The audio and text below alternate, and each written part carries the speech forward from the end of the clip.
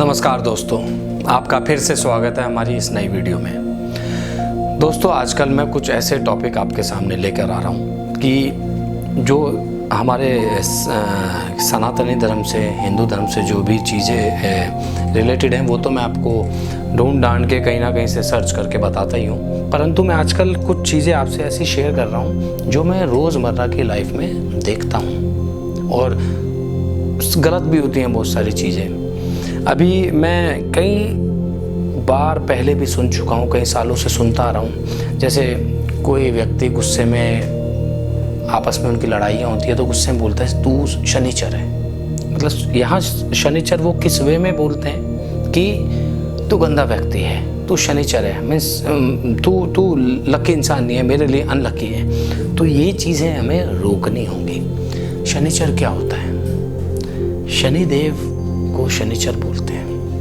अब मतलब आप किसी को एक तरीके से गाली दे रहे हो, मतलब शनिचर तो नाम भगवान का है, शनिदेव का नाम है, परंतु आपका जो भाव है, लोगों का भाव है, गुस्से में बोल देते हैं तू शनिचर है। ये बड़ी गलत चीज़ है, नहीं बोलना चाहिए। अरे शनिदेव तो वो देवता हैं जो हमारे कर्मों का लेखा जोखा रखते हैं।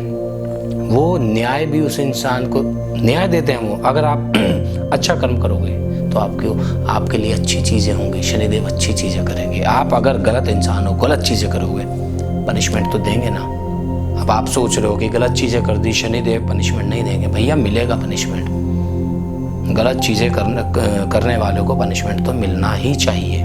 तो बट यहाँ फिर मैं वही चीज़ दोहरा रहा हूँ कि गुस्से में बोल देते हैं शनिचर। अरे भाई, शनि भगवान है वो। आप उनका गलत नाम यूज़ करोगे ना इस चीज़ों के लिए तो वो आपके पापों का जो वो है ना स्केल, वो बढ़ता जा रहा है। वो सब बोल के आप सीधे भगवान को गलत चीज़ बोल रहे हो।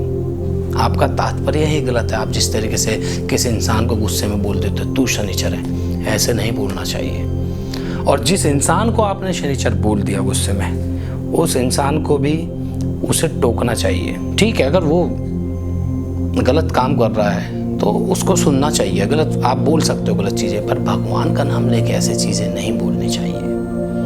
आपको समझाना चाहिए। अगर आपके सामने या आपके आसपास इस तरह की चीज़ें हो रही हैं, कोई इंसान किसी को गुस्से में शनिचर बोल रहा है और उसका भाव गलत है बोलने में, तो आपको रोकना चाहिए कि भाई भगवान का नाम क्यों इसमें ला रहे हो? क्यों भगवान का नाम एक तरीके से गाली के रूप में आप प्रयोग कर रहे हो? अरे शनि देव और शनिचर तो अलग चीज़ है भाई। मुझे कोई शनिचर बोलेगा, शनिदेव बोलेगा, मैं तो सोचूंगा अरे वाह, मेरे अंदर शनिदेव का वास है। मैं गाली नहीं लूँगा, मेरे लिए तो बहुत बड़ी चीज़ है। अरे भैया शनिदेव है वो, परंतु उस चीज़ का भाव सही होना चाहिए, गलत नहीं होना चाहिए। ये चीज़ें हमें रोकनी होगी। हम खुद रोकेंगे, आसपास रोकेंगे, तो जब ही जाके सब जगह चीज़ें रुकेंगी। और बहुत जगह होती हैं, आप अपने आसपास देख लीजिए। कहीं बोलते होंगे गुस्से में अनलकी इंसान को शनिचर है, वो चीज़ें आपको खुद रोकनी होंगी। घर में आप अपने बच्चों को सिखा सकते हैं कि ये चीज़ गलत है। भगवान का नाम आप कल को गुस्से में इस तरह बोल दो तू भगवान शिव है, अरे वो आप गाली में नहीं बोल सकते किसी को, क्योंकि ये धारणा बन गई है लोगों की कि जो गलत चीज़ होती है, अनलकी इंसान होता है शनिचर। नहीं यार, नाम भगवान का नाम बदनाम मत करो, सुधारो इस चीज़ को। तो बस आपसे यही विनती थी, जो मेरा कहने का तात्पर्य था, शायद आपके समझ में आया होगा। तो आजकल मैं कोई बनावटी बातें नहीं कर सकता आपके सामने। जैसा मैं हूँ, मैं उसी लैंग्वेज में आपसे बात करता हूँ, और जो मैं आसपास चीज़ें देखता हूँ वही आपको बताने की कोशिश करता हूँ। तो मेरा कोई ऐसा उद्देश्य नहीं है कि मुझे इस कैमरे के सामने बैठ के एक्टिंग करनी है और आप सबको नहीं मैं ऐसा कर, नहीं, मैं जैसा हूँ वैसे ही आपके सामने प्रेजेंट करूँगा चीज़ें। तो आप सुधारिए आसपास अगर इस तरह की चीज़ें हो रही हैं। तो आज के लिए इतना ही, ज्ञान की छोटी सी बात। करते हैं श्लोकों का उच्चारण। तो बढ़ते हैं श्लोक नंबर 21 की ओर। निराशीर्यत चित्तात्मा त्यक्त सर्व परिग्रह शारीरम केवलम कर्म कुर्वानाप्नोति किल्बिषम। इसका भावार्थ ये है, जिस मनुष्य का अंतःकरण और इंद्रियों के सहित शरीर जीता हुआ है और जिसने समस्त भोगों की सामग्री का त्याग कर दिया, परित्याग कर दिया है, ऐसा आशा रहित मनुष्य केवल शरीर संबंधी कर्म करता हुआ भी पापों को प्राप्त नहीं होता। इसका तात्पर्य यह है कि जिसने अपना अंतःकरण क्या, मन और इंद्रियों के सहित शरीर को जीता हुआ है। इंद्रियों के सहित कैसा कि शरीर के अंदर इंद्रिय है, उस शरीर को जीता हुआ है, जिसने अपना अंतःकरण मन जीता हुआ है, जिसने समस्त भोगों की सामग्री का परित्याग कर दिया है। जितने भी भोग हैं इस दुनिया में, हम किसी भी तरह का भोग ले लो, पैसों को लेकर ले लो या कोई भी संपत्ति को लेकर के, या भोजन का भोग एक तरह का। एक आदमी जो योगी होता है वो भोजन खाता है शरीर को रोकने के लिए, मतलब शरीर को स्वस्थ रखने के लिए। कुछ मनुष्य होते हैं भोजन करते हैं मतलब स्वाद के लिए, कि उन्हें स्वाद चाहिए, तो उस सामग्री का उसने परित्याग किया हुआ है, समस्त भोगों की सामग्री का परित्याग किया हुआ है। ऐसा आशा रहित पुरुष, आशा रहित यहाँ पर आशा ये नहीं कि उसके किसी चीज़ को करने की आशा नहीं है, यहाँ आशा वो नहीं है। आशा ये है कि किसी से कोई आशा नहीं करता, या किसी चीज़ से कोई आशा का मतलब है किसी चीज़ के फल के बारे में नहीं सोचता, किसी चीज़ से आसक्त नहीं है। वो किसी भी चीज़ से रिलेटेड, भोजन हो, सामग्री हो, संपत्ति हो या कोई भी कर्म हो, उसके फल के बारे में नहीं सोचता। उस शरीर में रहते हुए वो ये सब कार्य करता। बिना शरीर के तुम कार्य कर नहीं सकते। तो शरीर संबंधी कर्म करता हुआ, शरीर से संबंधित ही है सब कर्म करता हुआ भी पापों को नहीं भोगता। तो इसका भावार्थ तात्पर्य आप समझ गए होंगे।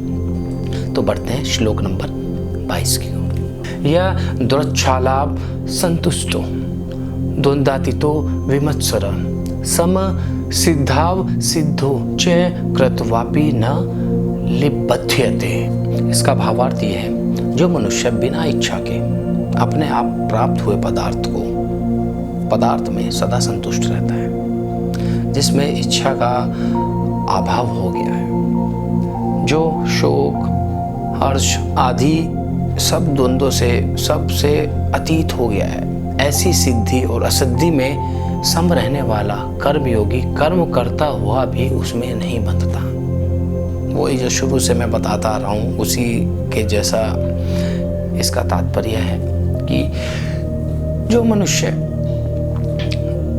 ईर्ष्या का भी अभाव है, मतलब उसके अंदर किसी चीज़ की ईर्ष्या नहीं है, किसी से जेलसी नहीं है। हर्ष और शोक का मतलब है कि उसे किसी चीज़ की खुशी भी नहीं है, किसी चीज़ का दुख भी नहीं है। सब इस तरह की जो भावनाएं हैं उन सब से वो अतीत हो गया। अतीत मतलब उन सब से को उसने त्याग दिया है। तो ऐसी सिद्धि का मतलब जो ज्ञान है, असिद्धि का मतलब जो गलत चीज़ें हैं और गलत ज्ञान की बातें हैं, उसके बीच में सम रहने वाला, सम का मतलब बैलेंस्ड रहने वाला जो मनुष्य है, जो कर्मयोगी है, वो कर्म करता हुआ भी उनमें नहीं बंधता। भाई कोई मनुष्य है, उसको पता है कि ये गलत चीज़ है, ये सही चीज़ है, ये दुख की बात है, ये सुख की बात है, और ये ईर्ष्या है, और मीन्स ये सारी चीज़ें हैं, उसको दोनों चीज़ों का ज्ञान है, परंतु अपना कर्म करता रहता है। ना वो सुख में बंध रहा है, ना दुख में बंध रहा है, ना वो किसी से जेलसी कर रहा है। तो उसको सिद्धि और असिद्धि दोनों का ज्ञान है। वो अपना कर्म करता हुआ भी इन दोनों में से ना सिद्धि में बंध रहा है ना सिद्धि में बंध रहा है, वो अपना बस कर्म करता जा रहा है। उसको पता है कि क्या कर्म सही है, तो वो इन चीज़ों में नहीं बंधता। तो बढ़ते हैं दोस्तों श्लोक नंबर 23 की ओर। गत संगस्य मुक्तस्य ज्ञानावस्थित चेतस यज्ञयाचरत कर्म समग्रम प्रविल्यते। इसका भावार्थ यह है कि जिसकी आसक्ति सर्वथा नष्ट हो गई है, जिसकी आसक्ति, जिसका अटैचमेंट हमेशा के लिए खत्म हो गया है, वो मनुष्य देहा अभिमान और ममता से रहित हो गया। देहाभिमान मतलब देह अभिमान मीन्स एक आदमी को होता है ना कि अहंकार हो जाता है अपनी चीज़ों पे, तो उसको अपनी देह का भी कोई अभिमान नहीं है जिस मनुष्य को, और वो ममता से रहित मतलब उसे किसी चीज़ की मोह ममता एक बोलते हैं ना कि तेरे को तो बड़ी मोह ममता हो गई है, तो वो मनुष्य ममता से भी रहित हो चुका है। चित्त निरंतर परमात्मा के ज्ञान में रहता है। निरंतर जो उसका चित्त है, मन है, जो उसकी बुद्धि है, जो उसका अंतःकरण है, वो हमेशा भगवान में, परमात्मा में लीन रहता है। वो हमेशा उसको याद करता है। ऐसा केवल यज्ञ संपादन के लिए कर्म करने वाला मनुष्य संपूर्ण स्थिति में उसके जो संपूर्ण कार्य होते हैं, कर्म होते हैं, भली भांति विलीन हो जाते हैं। कहने का मतलब इस तरह का यज्ञ, ऐसा यज्ञ, यहाँ यज्ञ हवन वाला यज्ञ नहीं है। जो आप कर्म कर रहे हो, जिस आपको किसी चीज़ का अभिमान नहीं है, आप ममता से रहित हो गए हैं, किसी चीज़ की मोह ममता नहीं है, हमेशा आपका चित्त, आपका मन भगवान में लगा रहता है। इस तरह का जो यज्ञ करता हुआ मनुष्य है, इस तरह के जो कर्म करता हुआ मनुष्य, उसके सारे कर्म भली भांति विलीन हो जाते हैं। किस में विलीन हो जाते हैं? परमात्मा में विलीन हो जाते हैं सारे कर्म। मतलब उसका जो भी वो कर्म कर रहा है, और जो ऑब्वियसली मनुष्य कोई कर्म करता है तो वो भगवान में लीन होने के लिए, भगवान एक कहते हैं ना मोक्ष की प्राप्ति के लिए करता है। और परंतु जो मनुष्य इस बारे में भी नहीं सोच रहा, हर चीज़ से विलीन है, किसी भी चीज़ का उसको अटैचमेंट नहीं है, अहंकार नहीं है, इवन बॉडी तक का उसको अहंकार नहीं है, तो वो मनुष्य के सारे कर्म भी भगवान में ही लीन हो जाते हैं। तो मेरे ख्याल से इतना आपको समझ में आ गया होगा। मैं इससे ज़्यादा डिटेल में मैं भी नहीं समझा सकता। तो बढ़ते हैं श्लोक नंबर 24 की ओर। ब्रह्म अर्पण ब्रह्म हवि ब्रह्माग्नो ब्रह्मणा हुतम ब्रह्मैव तेन गत्वम्यम ब्रह्म कर्म समाधिना। इसका भावार्थ ये है कि यज्ञ में अर्पण किए जाने श्रुत्वा, जो हम चीज़ें अर्पण करते हैं, जैसे जब हम यज्ञ हवन करते हैं तो उसमें जैसे कई बार हम क्या बोलते हैं उनको, घास के तिनके श्रुत्वा, उनको दूब बोलते हैं कुछ लैंग्वेज में, मेरे को इतना डिटेल में नहीं पता। तो जब हम अर्पण करते हैं वो भी ब्रह्म है। तथा ब्रह्म रूप कर्ता के द्वारा ब्रह्म रूप अग्नि में आहुति की क्रिया भी ब्रह्म है। अब मैं थोड़ा सा यहाँ कैसे समझाऊँ आपको कि जब हम हवन करते हैं तो हम भी ब्रह्म रूप होकर ही हवन करते हैं, क्योंकि वही योगी हवन कर रहा है जिसको सत्कर्म और जो गलत चीज़ें विकर्म, उन सब के बीच का अंतर पता है, जिसे सुख और दुख दोनों की किसी भी चीज़ में जिसकी आसक्ति नहीं है, तो वो व्यक्ति भी ब्रह्म रूप होकर ही, ब्रह्मा में लीन होकर ही हवन कर रहा है। जब हम आहुति दे रहे हैं, किसी कोई चीज़ यज्ञ में अर्पण कर रहे हैं, तो वो जो प्रक्रिया है किसके लिए है? वो भी ब्रह्म को पाने के लिए प्रक्रिया है ना। ब्रह्म मतलब भगवान को पाने की प्रक्रिया है। और वो योगी द्वारा किए जाने वाला जो योग फल है, भाई हवन करने के बाद जो हमें फल मिलेगा वो भी ब्रह्म ही है। कहने का मतलब है ब्रह्म के द्वारा एक आदमी जो कि हर चीज़, हर आसक्ति से दूर है, कोई अटैचमेंट नहीं, केवल भगवान में लीन है, तो ऑब्वियसली उसके अंदर भगवान है, उसी के द्वारा पूजा हो रही है। जो वो चीज़ें अर्पण कर रहा है वो भी ब्रह्म की ही चीज़ें हैं, और जो वो अर्पण करने के बाद जो उसको फल मिल रहा है, वो फल की इच्छा नहीं कर रहा, उसे जो फल मिल रहा है वो भी ब्रह्म ही है। कहने का मतलब है ब्रह्म ही चीज़ें कर रहा है, वो प्रक्रिया भी ब्रह्म है, और जो उसको फल के रूप में मिल रही है वो भी ब्रह्म है।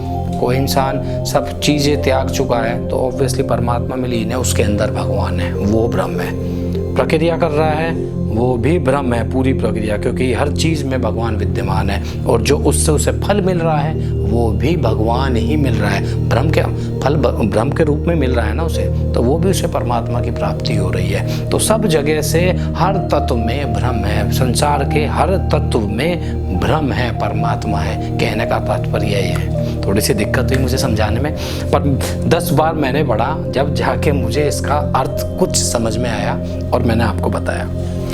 तो दोस्तों आज के लिए इतना ही। मिलेंगे अगली वीडियो में नए ज्ञान की बात के साथ, और साथ में श्लोक का उच्चारण भी करेंगे। तो तब तक के लिए राधे राधे।